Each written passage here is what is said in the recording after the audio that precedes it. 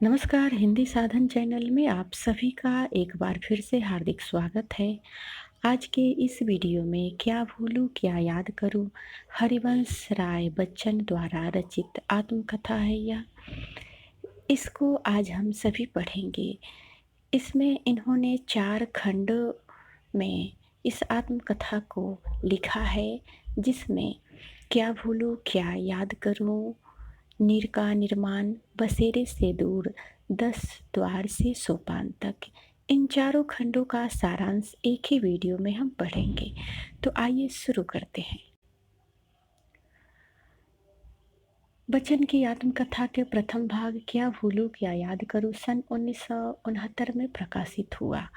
तब हिंदी साहित्य में मानो हलचल सी मच गई।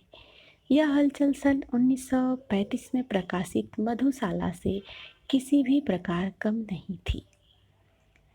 क्या भूलूं क्या याद करूं में उन्होंने अपने जन्म से लेकर अपनी पत्नी श्यामा के असामयिक देहावसान तक के अनुभवों को चित्रित किया है।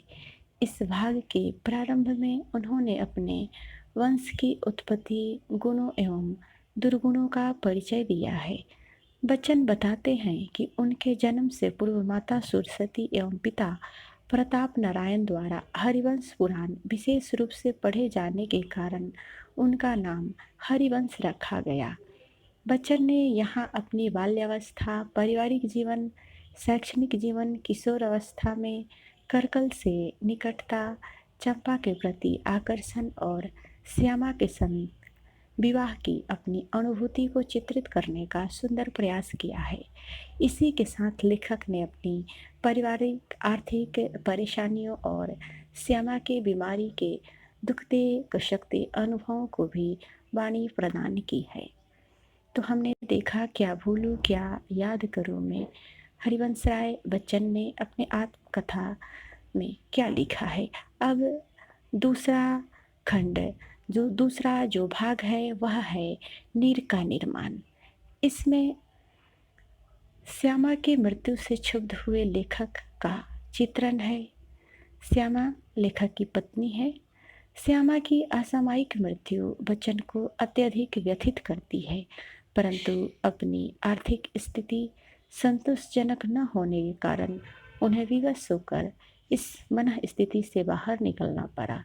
फिर बच्चन जीवन एवं साहित्य में स्वयं को पुनः स्थापित करने का प्रयत्न करते हैं। अब वे कवि सम्मेलनों में काव्य पाठ के लिए जाने लगे तथा एमए की पढ़ाई भी पुनः प्रारंभ कर दिए। फिर अचानक आइरिस उनके जीवन में आई। उनके संकोची स्वभाव ने बच्चन के हृदय में आइरिस के संकोची स्वभाव बच्चन के हृदय में के प्रति प्रेम का भ्रम बनाए रखा। वे अक्सर गर्मी की छुट्टियां व्यतीत करने के लिए बरेली जाते थे। वहीं उनकी मुलाकात तेजी से हुई। बच्चन के मित्रों ने उन्हें पुनर्विवाह के लिए तैयार किया। विवाहोपरांत तेजी के जीवन में आने पर जैसे बहार आ गई। तेजी ने 2 पुत्रों अमित एवं अजित को जन्म देकर बच्चन के नीर का निर्माण किया। अब अगला खंड है जो 1977 में प्रकाशित हुआ, बसेरे से दूर। इनकी आत्मकथा का तृतीय भाग है। इसमें उन्होंने अपने जीवन की उस अवधि की कहानी सुनाई है जब उन्होंने अपने देश, नगर, घर परिवार से दूर कैम्ब्रिज में रहकर विलियम बटलर येट्स के साहित्य पर शोध कार्य किया। इस खंड का प्रारंभ उन्होंने अंग्रेजी विभाग में अपने अध्यापन कार्य साथी प्रवक्ताओं के परिचय के साथ किया है। इसी दौरान ब्रिटिश काउंसिल से सूचना आई कि अंग्रेजी साहित्य पढ़ाने की विधि का अवलोकन करें, लेकिन इस कार्य के लिए कैम्ब्रिज जाने के लिए उन्हें कई परेशानियों का सामना करना पड़ा। कैम्ब्रिज में रहकर बच्चन ने अपने शोध प्रबंध W.B. येट्स के साहित्य में निगूढ़ तत्वों को पूर्ण किया। तेजी के अकेलेपन, आर्थिक संकटों एवं एक सिरफिरे सज्जन द्वारा प्राप्त हुई मानसिक प्रताड़ना को भी यहाँ अभिव्यक्ति मिली है। इसी भाग में उन्होंने अपनी नेपाल यात्राओं एवं कलकत्ता की यात्राओं और कविता के संबंध में अपने विचारों और विदेश मंत्रालय में अपनी नियुक्ति की अनुभूति को भी मुखरित किया है। चौथा खंड है 10 द्वार से सोपान तक। बच्चन की आत्मकथा का यह चतुर्थ भाग है। यह अन्य 3 भागों की अपेक्षा विस्तृत है। सुविधा की दृष्टि से बच्चन ने इस पुस्तक के 2 भाग कर दिए हैं। प्रथम पड़ाव में सन 1956 से सन 1971 तक की घटनाओं का वर्णन है। दूसरे पड़ाव में सन 1971 से सन 1983 तक की घटनाओं का वर्णन है।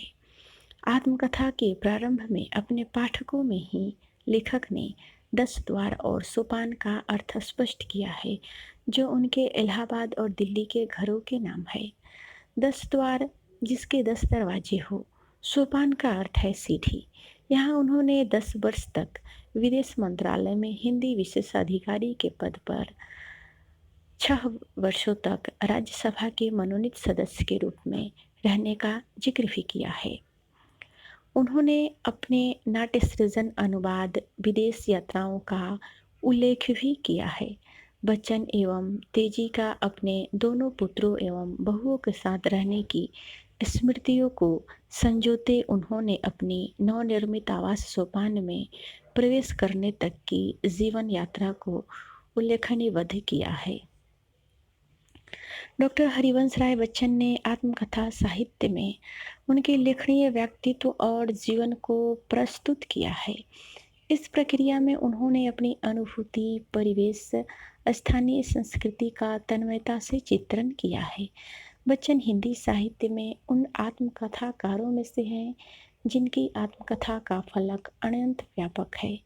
समकालीन अनेक लेखकों ने इस आत्मकथा को हिंदी साहित्य की ऐसी पहली घटना बताया जब अपने बारे में इतनी बेबाकी से सब कुछ कह देने का साहस किसी ने दिखाया। बच्चन ने अनुभूति और तन्मयता के अनुरूप रचनात्मक भाषा में स्वयं को अभिव्यक्ति प्रदान की है।